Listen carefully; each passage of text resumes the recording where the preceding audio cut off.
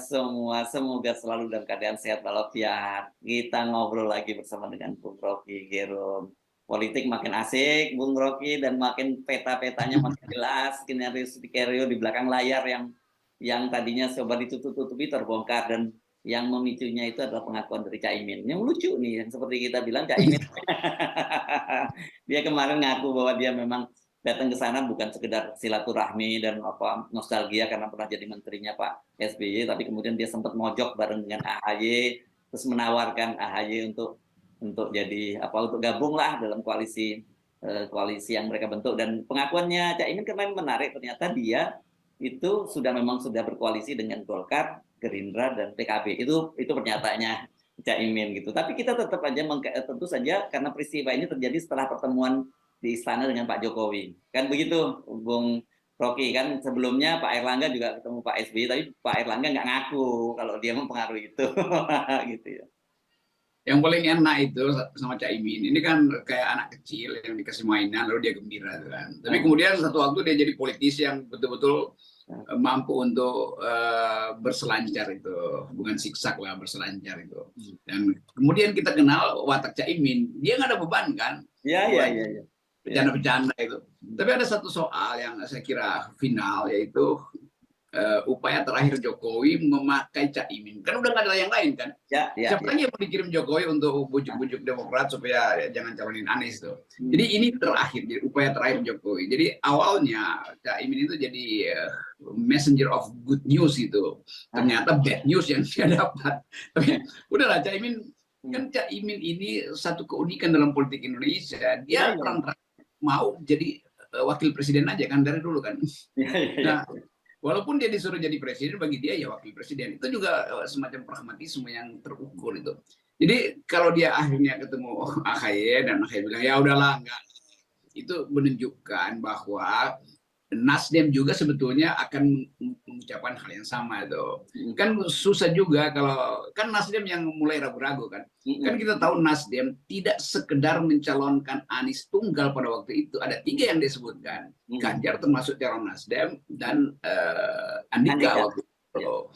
Anies dipilih. Jadi kalau mau nipu, Nasdem bisa bilang iya, kalau Anies nggak bisa, kita sebut 3 waktu itu kan. Perkembangan situasi menyebabkan mungkin ada kesulitan, maka kita pindah ke Andika atau pindah ke Ganjar sekaligus tuh. Jadi tetap Nasdem dibujuk dengan cara itu. Beda dengan Demokrat. Demokrat dari awal hanya mencalonkan Anies tuh. Bahkan Pak SBY yang pertama kali sebelum Nasdem ambil alih pencalonan itu, Pak SBY yang memprotek Anies, menganggap jangan dong, walaupun ada soal-soal DKI, tapi jangan soal pilpres itu dikaitkan dengan hal-hal yang sifatnya masih subtil atau waktu Pak SBY ngomong soal turun gunung itu ya, yang kurang pemilu itu ya waktu itu ya.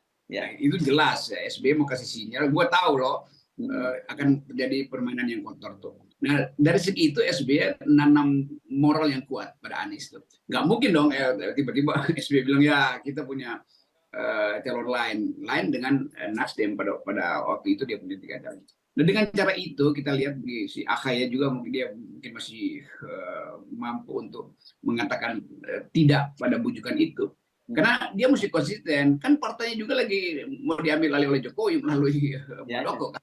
Nah itu soalnya tuh. Jadi sinyal itu memperkuat positioning Anies sebetulnya. Dan itu memang menginginkan supaya ya Anies maju aja dong. Mau kalah mau menang itu kan soal pilihan rakyat. Betul. Etika ini yang akhirnya ditemukan juga oleh Demokrat. Jadi Demokrat menganggap bahwa oke, apapun kita konsisten dengan yang udah kita pilih. Yang tinggal mau dibujuk adalah PKS kira-kira.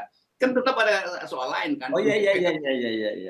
Akan terima kunjungan lagi dari punakawan presiden. Ya. Oke, jadi ini kelihatannya kalau setelah Nasdem juga gagal, ya pasti juga stick and carrot juga kan itu ya, pasti bujukannya seperti itu juga. Terus kemudian Demokrat gagal, mereka belum berhenti ya, Bung Rocky ya? Belum, ini Pak Jokowi sampai lilinnya betul-betul padam dan membakar jarinya sendiri itu dia akan berhenti kan. Kan sumbu lilin itu kan tiba-tiba memendek, tapi pada waktu dia memendek dia bercahaya besar. Nah orang yang nekat dia mau pegang sumbu itu ya Pak Jokowi hati-hati nanti justru jari Anda yang terbakar kan. Jadi jangan bermain-main dengan sesuatu yang orang anggap udahlah Pak Jokowi kenapa sih masih terus membujuk. Ini kan urusan pemilu kan bukan urusan Anda. Anda kan penyelenggara pemilu. Pemerintah adalah penyelenggara pemilu, bukan pengatur pemilu kan. Ini hal yang saya nggak masuk akal tuh. Ini penasihat Pak Jokowi kan banyak kan LSM di situ tuh, aktivis segala macam itu yang kasih tahu dong pada Pak Jokowi. Ada siapa di situ, macam-macam orang masih di situ, masyarakat sipil masih di situ.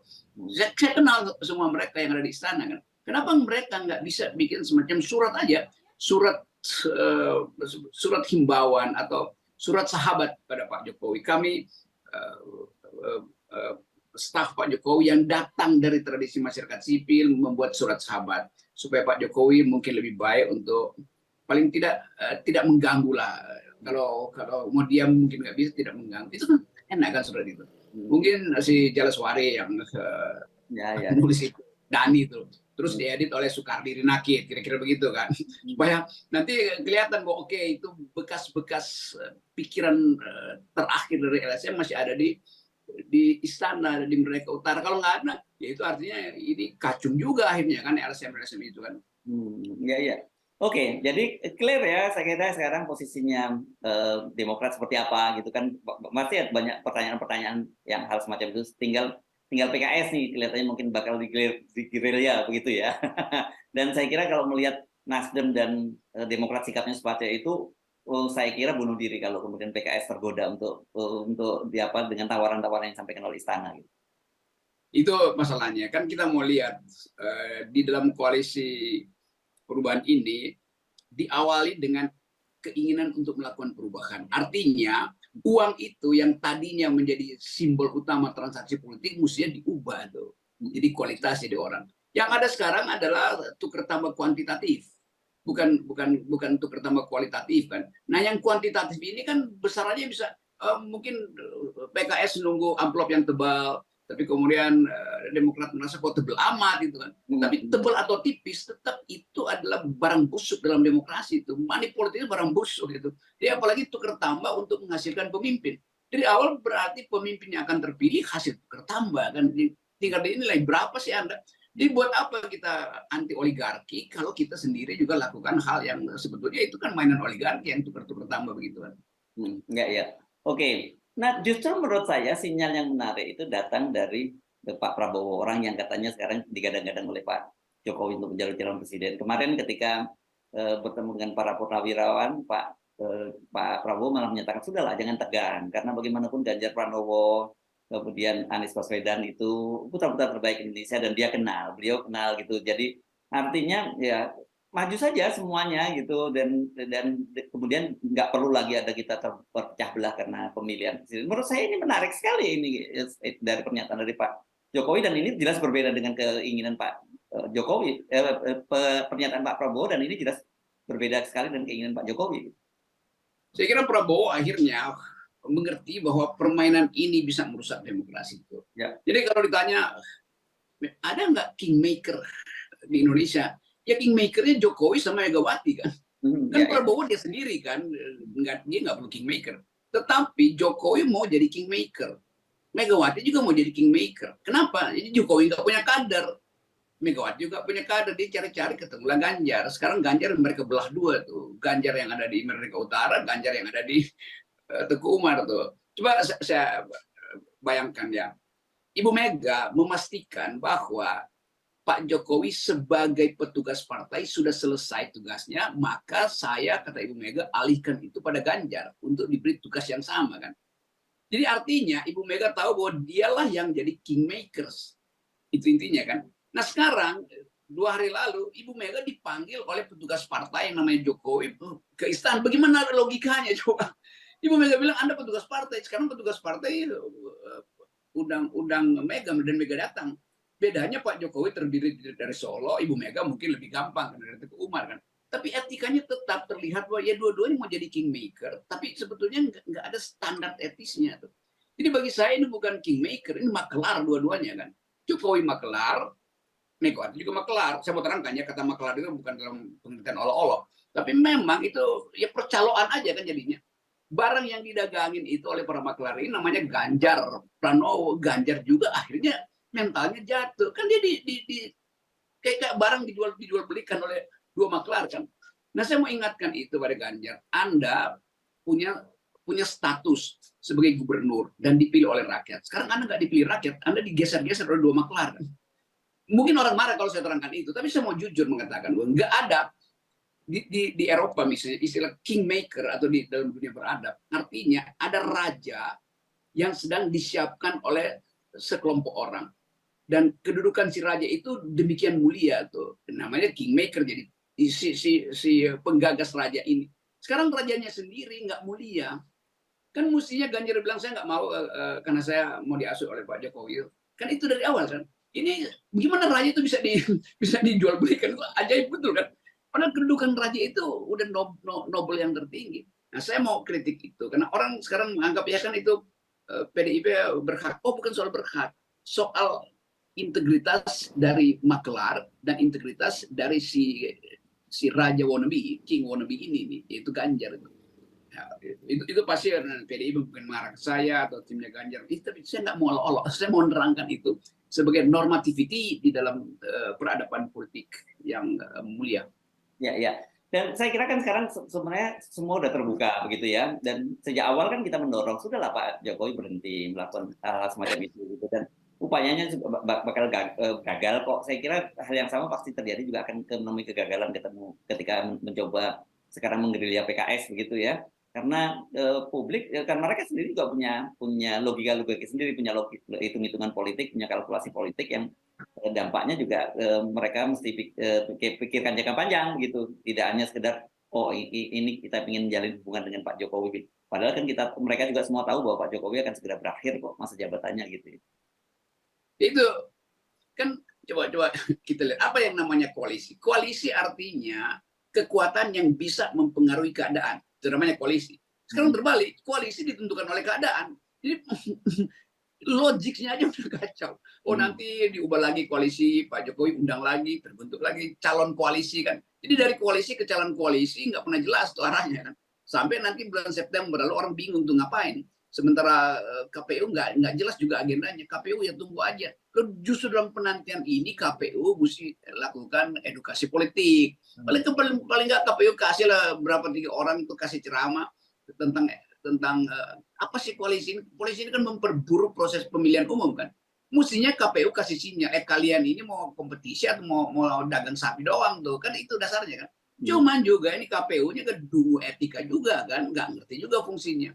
Jadi KPU sebetulnya cuma panitia untuk kirim-kirim kotak suara yang bentuk kardus itu kan. Dia nggak punya fungsi lain, lo bayangin. Kita biayai KPU supaya KPU melakukan public education tentang kebersihan politik kan itu. Nah, sekarang KPU tuh nyari duit sebagai panitia doang. Nah, itu mah kayak kita sewa robot juga bisa kan. Justru kita ikut KPU itu. Oke, tapi sebenarnya dengan apa mulai satu sisi menurut saya mulai ada penggumpalan gitu, adalah artinya penggumpalan itu mulai bentuk koalisi-koalisinya udah terbayang ini P3 dengan PDIP gitu, Ganjar, kemudian Golkar, Caimin dan PKB dan Gerindra kan dukung Pak Prabowo, tinggal yang bingung mungkin PAN ini mau ke Prabowo atau mau ke P3. Kalau dia bisa menempatkan Erick Thohir misalnya di Pak Prabowo, mungkin ya PAN pasti akan menempatkan Erick Thohir di Pak Prabowo. Kan persoalan PAN hanya persoalan Erick Thohir, bukan persoalan siapa presidennya kan begitu ya. Dan kemudian satu sisi Nasdem, Demokrat dan PKS sudah sampai pada satu sikap di apapun juga, meskipun langit runtuh kadang-kadang begitu, dia akan tetap usung Anies. Kan ini sebenarnya justru mencair situasi politik harusnya kan gitu. Jadi menggumpal tapi satu sisi mencair, lebih rileks kan gitu harusnya. Kecuali Pak Jokowi yang kemarin seperti Pak Prabowo nyatakan udahlah jangan tegang. Orang kemudian menafsirkan apa mungkin sinyal jangan tegang ini disampaikan kepada Pak Jokowi gitu. Itu juga saya sulit membayangkan bahwa PAN akan menentukan di mana letak Erick Thohir. Padahal sebetulnya dari awal PAN disuruh Erick Thohir untuk meletakkan dia kan. Ya. Balik-balik kan. Jadi tetap di belakang PAN itu ada orang yang mengatur-ngatur PAN, namanya Erick Thohir. Diatur pakai apa? Program. Diatur pakai apa? Ideologi kagak, diatur pakai duit. Kan bagaimana absurdnya tuh? Sebuah partai amanat nasional, amanatnya datang dari Erick Thohir. Ya. Bukan dari yang nasional kan. Jadi kekacauan itu yang ini norak itu Pak. kampungan itu, bukan orang kampung, tapi kampungan itu sifat yang dangkal sebetulnya dalam politik. Jadi nanti saya mau promosi ini semua ketua-ketua partai ini, kalian ini sebetulnya maklar doang yang diatur-atur oleh pemilik modal itu yang kebetulan punya jabatan di politik kan. Jadi sebetulnya bagian-bagian buruk dari demokrasi diperlihatkan aja sekarang supaya nanti ke depan bersih kan. Jadi saya ingin sebetulnya biarin aja tuh kasak kusuk Jokowi mau jadi calon juga silahkan supaya milenial nonton politik 2024 sebagai akhir dari kemuliaan demokrasi. Nah kedepannya mereka nggak mau ikuti ini nih. Jadi ini udah keburu ngaco, ya bikin ngaco aja terus. Oke, makin hari makin asik ya. Seperti kita sebutkan, mungkin dalam kan kita kemarin paling 1-2 minggu ke depan kita akan melihat suatu hal yang makin menarik, dan sekarang ternyata itu datangnya lebih cepat gitu ya. Dan aktornya menurut saya sekarang yang kita mesti berterima kasih dalam hal ini, seperti kita berterima kasih pada Bambang Pacul membuka realitas di DPR, yang kali ini membuka realitas adalah Caimin namanya begitu ya. Yes. Nanti kita kasih award dulu pada Caimin. Ternyata Caimin memang jujurnya melampaui malaikat itu. Karena dia tahu bahwa dia sedang disorot. Jadi udah dia buka aja lah ya. Memang dia gagal untuk bujuk Ahy. Bukan karena Ahy imannya lebih kuat, tapi Caimin imannya lebih lemah untuk membujuk. Berat ini urusannya. Oke. Baik, terima kasih Bung Rocky. Nah, ini nomor saya nih iman demokrasi. Yo. Yes, okay, terima kasih.